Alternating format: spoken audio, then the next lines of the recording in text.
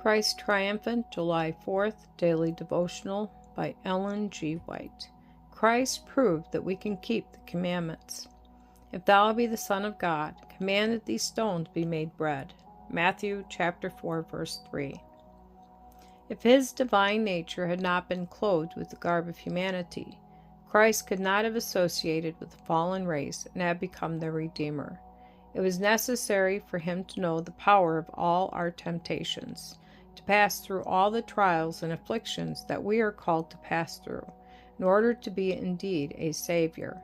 Satan, the powerful foe, who had been turned out of heaven, had long claimed to have dominion on the earth, and Christ came to conquer this foe, in order that we might, through divine grace, also obtain the victory over the enemy of our souls.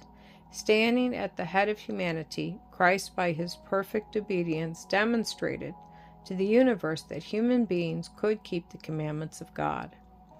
Under all circumstances, whether in prosperity or in adversity, whether received or rejected, whether at the marriage feast or suffering the pangs of hunger, Christ remained faithful to every precept of God's law, and wrought out for our example a perfect life. He has endured every hardship that comes to the poor and afflicted. Without sin, he has suffered weariness and hunger. He understands every inconvenience to which we may be put. From childhood to manhood, he stood the test of obedience. When Jesus was led into the wilderness to be tempted, he was led by the Spirit of God. He did not invite temptation. He went into the wilderness to be alone, to contemplate his mission and work. By fasting and prayer, he was to brace himself for the blood-stained path he must travel. But Satan knew that the Savior had gone into the wilderness, and he thought this was the best time to approach him. Weak and emaciated from hunger, worn and haggard with mental agony, Christ's visage was so marred more than any man, and his form more than the sons of men. Isaiah chapter 52, verse 10. Now was Satan's opportunity. Now he supposed that he could overcome Christ. The first temptation was on the point of appetite.